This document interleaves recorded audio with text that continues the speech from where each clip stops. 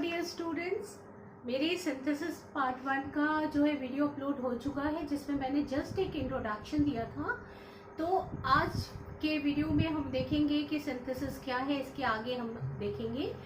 तो सबसे पहले हम ज़्यादा बात नहीं करते हैं और काम करते हैं। तो सिंथेसिस जो चैप्टर है, सिंथेसिस का अर्थ क्या होता है? सिंथेसिस का मतलब होता है जोड़ना। अब तो है ये एनालिसिस का उल्टा होता है। पहले के ग्रामर में एनालिसिस भी आता था, जो कि अब बंद हो गया है। अब ग्रामर यूपी बोर्ड के ग्रामर में तो एनालिसिस टोटल बंद हो गया है। एनालिसिस का मतलब होता है विच्छेद करना, अलग अलग करना, और उसी का उल्टा होता है सिंथेसिस, यानी जोड़ना। अब सिंथेसिस क्या होता है? सिंथेसिस होता है दो या दो से ज्यादा सिंपल सेंटेंस को जोड़कर एक सिंपल सेंटेंस बनाना। ठीक है, दो या दो से ज्यादा सिंपल सेंटेंस को जोड़कर एक कंपाउंड बनाना, कंपाउंड सेंटेंस बनाना, और दो या दो से ज्यादा सिंपल सेंटेंसेस को जोड़कर एक कॉम्प्लेक्स सेंटेंस बनाना। अब यही हमारा जो है मेन उद्देश्य है कि इसको जोड़ना। मतलब क्या होता है कि अब आप अपने दिमाग से सिंपल वर्ड को निकाल दीजिए। अभी सिंपल निकाल दीजिए, अभी जब समझाएंगे तब समझेंगे। अब ये समझ लीजिए कि कुछ शब्दों सेंटेंसेस को जब हम जोड़ देते हैं आपस में, तो एक नया जो सेंटेंस तैयार होता है उसको सिंपल सेंटेंस कहते हैं। कुछ और सिंपल जो सेंटेंसेस को जोड़ के एक और नया सेंटेंस तैयार होता है उसको कंपाउंड कहते हैं। और इसी तरह कुछ सेंटेंसेस को जोड़ के जो एक नया सेंटेंस तैयार होता है कॉम्प्लेक्स कहते हैं। तो इसके रूल जो है अलग अलग है, अभी हम उसकी बात करते हैं। तो पहले तो आप ये जान लीजिए कि हमने अभी आपको बोला कि दो सिंपल सेंटेंस को जोड़कर जो है हम एक सिंपल सेंटेंस बनाते हैं। दो या दो से ज्यादा भी मैंने एग्जाम्पल के लिए दो ही लिया हुआ है। सिंपल सेंटेंस को जोड़कर एक कंपाउंड सेंटेंस बनाते हैं। दो या दो से ज्यादा सिंपल सेंटेंसेस को जोड़कर एक कॉम्प्लेक्स सेंटेंस बनाते हैं। यानी सेंटेंस तीन प्रकार के होते हैं हमारे, सिंपल, कंपाउंड और कॉम्प्लेक्स। ठीक है, इतना क्लियर है आपको? अब आगे देखिए, दो या दो से ज्यादा सिंपल सेंटेंस हमने अभी कहा कि जोड़कर एक सिंपल और कंपाउंड और कॉम्प्लेक्स बनाया जाता है। तो सिंपल सेंटेंस किसे कहते हैं? सिंपल सेंटेंस उस सेंटेंस को कहते हैं बच्चों जिसमें एक फाइनाइट वर्ब होता है। अब ये फाइनाइट क्या होता है? फाइनाइट वर्ब वो होता है जो कि लिमिटेड होता है, बंधा होता है। अभी हम आपको बताते हैं। पहले देखिए, इस सेंटेंस में द थीफ जो है ये आपका सब्जेक्ट है, सॉ जो है ये फाइनाइट वर्ब है आपका। ठीक है, ये आपका फाइनाइट वर्ब है। The thief saw the policeman, चोर ने पुलिसमैन को देखा। अब दूसरा वाला सेंटेंस देखिए, द थीफ रैन अवे, चोर भाग गया। तो हमारा ये रैन अवे जो है ये हमारा जो है आपका फाइनाइट वर्ब है। तो आप कहेंगे मैम फाइनाइट वर्ब की पहचान कैसे किसको हम जाने फाइनाइट वर्ब है? क्योंकि वर्ब तो बहुत सारे होते हैं। आप शुरू से बचपन से पढ़े हैं, transitive verb, intransitive verb, main verb, auxiliary verb. तो अब ये फाइनाइट और इनफाइनाइट वर्ब क्या होता है? अब इसको भी आप अच्छे से पहले जान लीजिए, फाइनाइट और नॉन फाइनाइट वर्ब। इनफाइनाइट नहीं, फाइनाइट वर्ब उस वर्ब को कहते हैं जो अपने सब्जेक्ट के टेंस नंबर से प्रभावित होती है और टेंस से प्रभावित होती है। यानी तीन चीजें जो होती है मेन होती है बच्चों, ध्यान दो। एक टेंस, एक आपका जो है नंबर, और एक है पर्सन। टेंस, नंबर और पर्सन जो है, उन चीजों से अगर आपका वर्ब प्रभावित होता है तो उसको कहते हैं फाइनाइट वर्ब। अभी पहले आपको थोड़ा सा समझाते हैं, फिर हम आगे की ओर बढ़ते हैं। अब ये देखिए, पहले हम टेंस की बात कर ले। हमने बोला आपको टेंस, पर्सन और नंबर, टेंस और सब्जेक्ट के पर्सन और नंबर। टेंस से कैसे कोई सेंटेंस प्रभावित होता है? अब इसमें देखिए, the thief saw the policeman. Saw क्या है? ये टेंस है, मतलब पास्ट इंडेफिनिट है, वर्ब का सेकेंड फॉर्म है। इसी तरह अगर हम कोई सेंटेंस यहाँ पे लिखते हैं कि जैसे रवि एट मैंगो, रवि ने आम खाया, ये पास्ट टेंस में हो गया। इसी तरह हम ये लिख सकते हैं कि रवि ईट्स मैंगो। ठीक है, तो हम देख रहे हैं कि ये वाला वर्ब जो है टेंस के अकॉर्डिंगली चेंज हो जाता है। आपके सेंटेंस का जैसा भी टेंस होगा, अगर आप पास्ट टेंस की बात करें तो पास्ट में एट हो जाएगा, अगर प्रेजेंट टेंस की बात करें तो ईट हो जाएगा, अगर आप फ्यूचर टेंस की बात करें तो विल ईट हो जाएगा। इसका मतलब है टेंस हमारे वर्ब को बदलती रहती है, ठीक है। जैसा टेंस होगा वैसा आपका वर्ब बदल जाएगा। तो इसको हम कहते हैं कि टेंस से प्रभावित, है ना। ये फाइनाइट वर्ब है क्योंकि जैसा टेंस है वैसे वो प्रभावित होती रहती है। अभी दूसरा आइए आपका पर्सन से प्रभावित। अब पर्सन क्या होता है भाई, आप लोगों ने जो प्रोनाउन के पर्सन तो पढ़े ही होंगे, first person, second person, third person. First person में आपका आई आता है और प्लूरल में वी आता है। सेकंड पर्सन में आपका यू आता है, प्लूरल में भी यू आता है। थर्ड पर्सन आपका ही होता है, शी होता है, इट होता है, प्लूरल में दे होता है ना। ये सब तो आपने पढ़ा ही होगा। अब देखिए किस तरह जैसे पर्सन होगा वैसे आपका वर्ब बदलेगा। जैसे टेंस में ये बदला। अब ये देखिए पर्सन, अगर हमने लिखा I am going to the market, I am going to the market. अब यहाँ पे देखिए आई एम, एम हो गया, है ना। अब यहाँ पे लिखो शी इज माई फ्रेंड।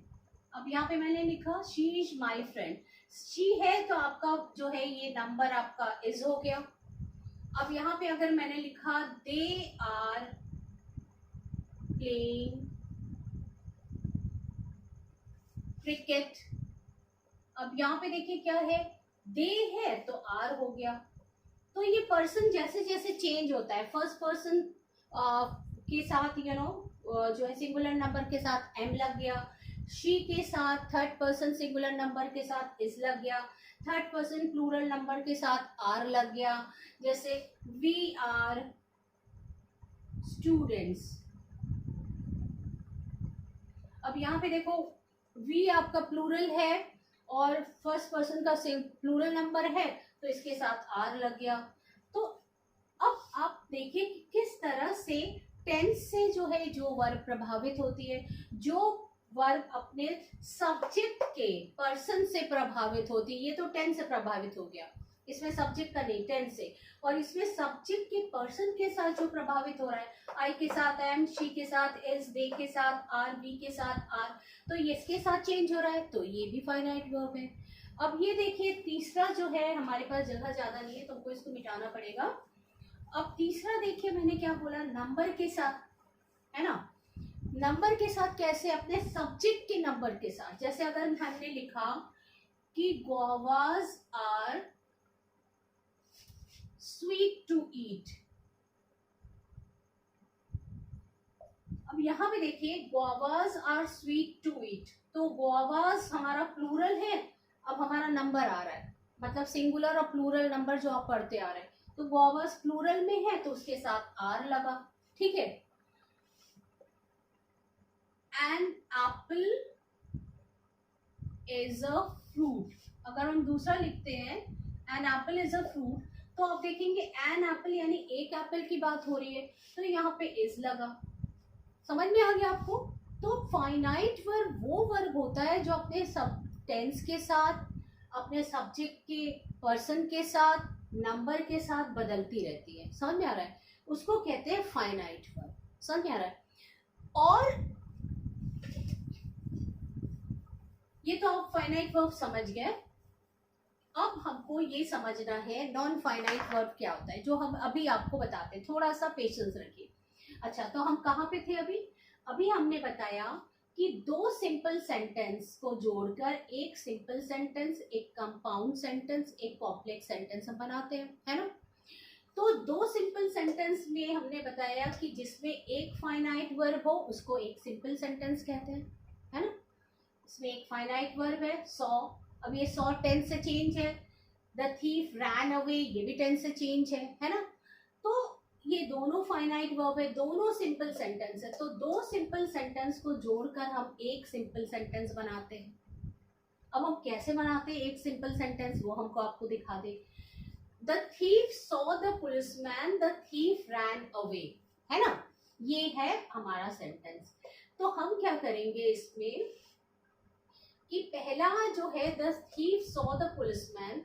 हाँ, तो एक और बात जो मैं बताना भूल गई कि अगर हमको दो सिंपल सेंटेंस को जोड़कर एक सिंपल सेंटेंस बनाना है तो सिंपल सेंटेंस की परिभाषा क्या है? सिंपल सेंटेंस की परिभाषा ये है कि उसमें एक फाइनाइट वर्ब होना चाहिए. There should be only one finite verb. But if we add these two sentences there will be two finite verb.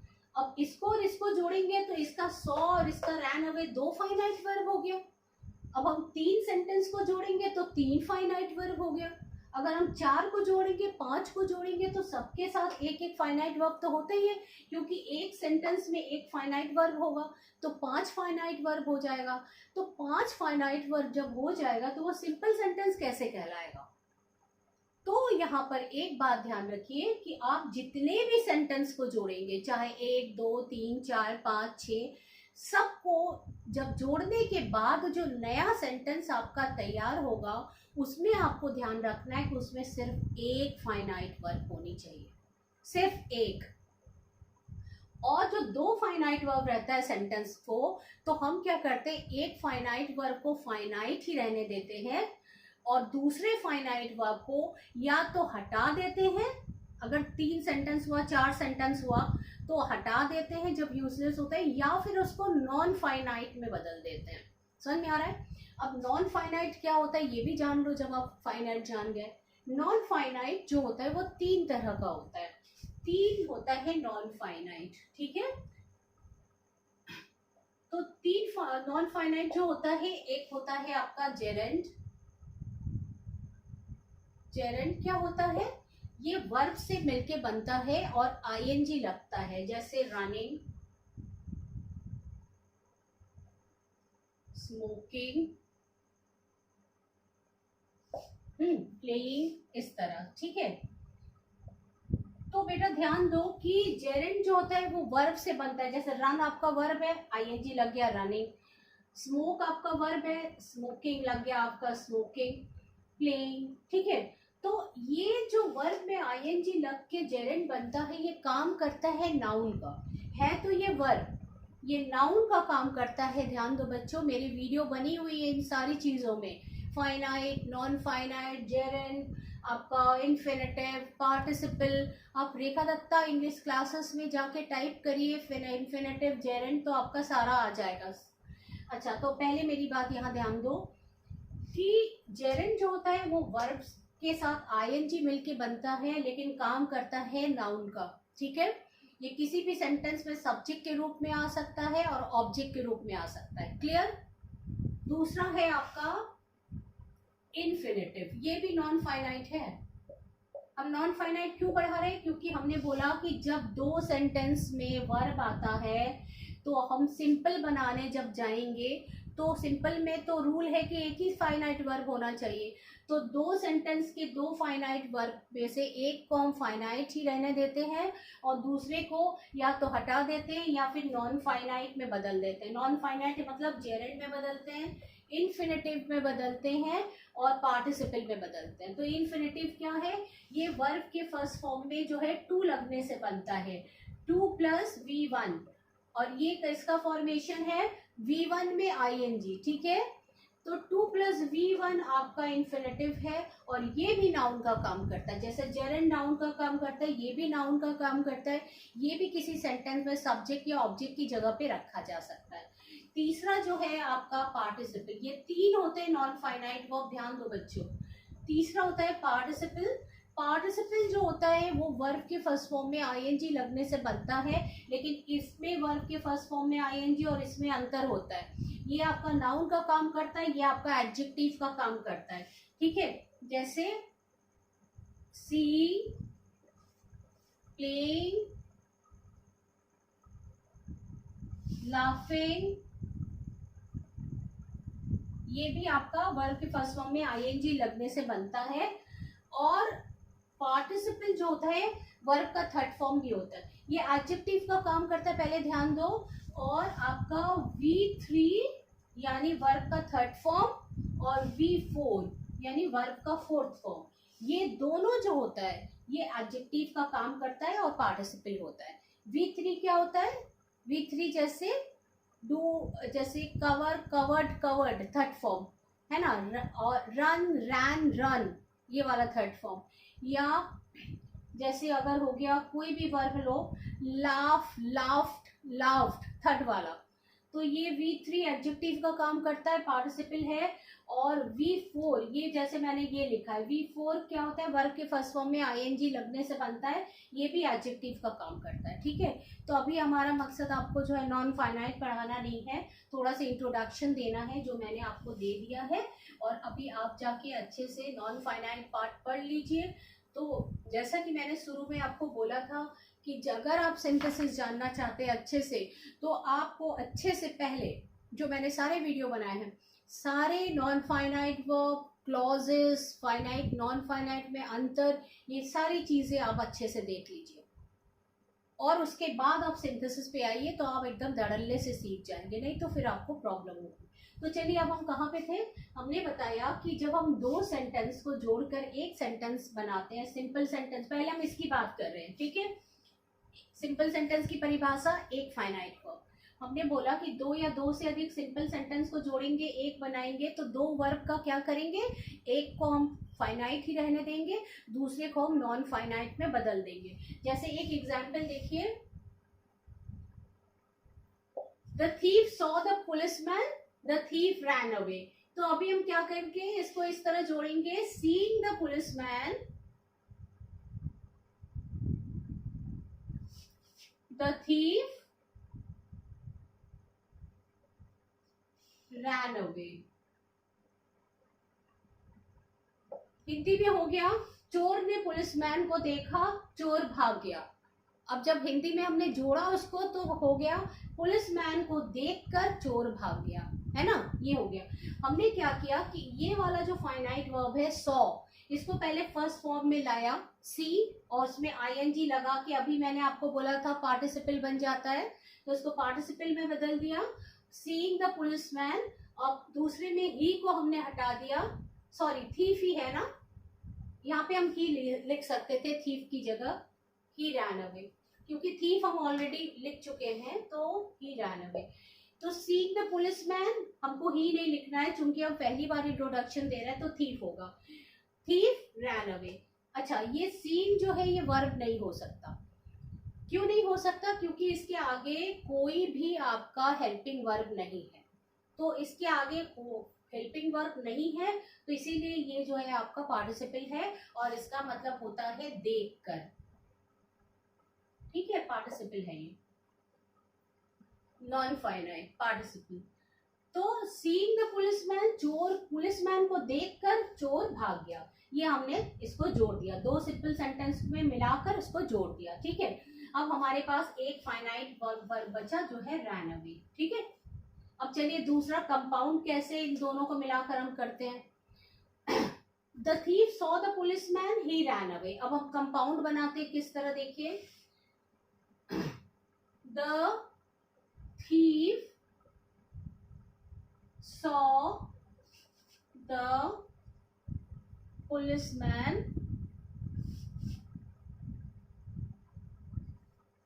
and he ran away।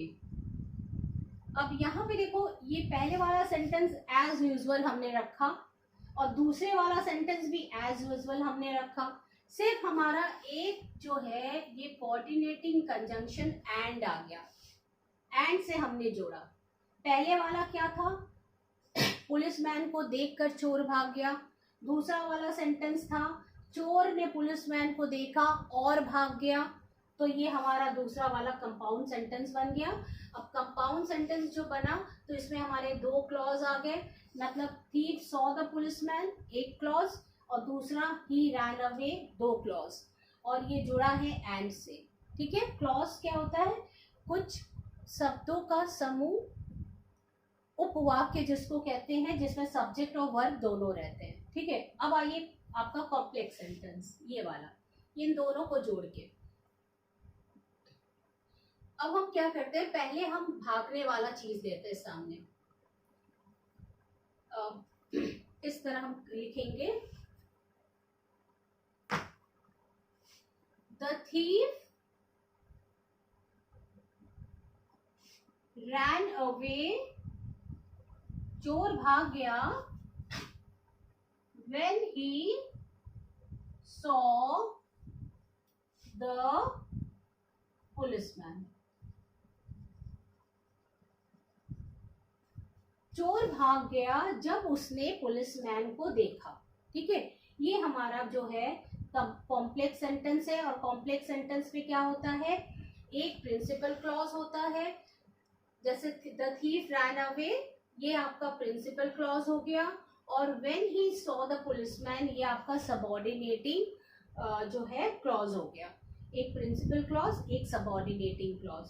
और कंपाउंड सेंटेंस में दोनों प्रिंसिपल क्लॉज जो एंड से जुड़े होते हैं। चलिए इसका और डिटेल में अभी हम पढ़ेंगे। तो अभी आपने जाना कि हम एक ही सेंटेंस को कई तरीके से बोल सकते हैं। जैसे हमने बोला कि पुलिसमैन को देखकर चोर भाग गया, या फिर चोर ने पुलिसमैन को देखा और भाग गया, या चोर भाग गया जब उसने पुलिसमैन को देखा। तो 3-4 तरीके होते हैं बात करने के। तो ये हमने आज आपको यहाँ तक बढ़ाया। नेक्स्ट वाले जो मेरी वीडियो बनेगी उसमें हम आपको दिखाएंगे कि किस तरह से, अभी हम सिर्फ इसकी बात करेंगे, सिंपल सेंटेंस की बात करेंगे। सिंपल सेंटेंस को जब हम 2 तरीकों से जोड़ते हैं, मतलब 2 सेंटेंसेस में बनाकर एक बनाते हैं, तो इसके कई जो है फॉर्म होते हैं।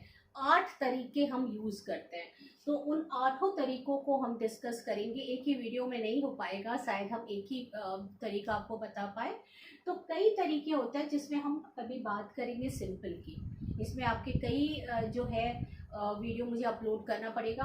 उसके बाद कंपाउंड, फिर कॉम्प्लेक्स की। ठीक है, और उन्हीं दौरान हम आपको थोड़ा सा और समझा देंगे कि क्लॉजेस क्या होता है और कैसे यूज किया जाता है। तब तक के लिए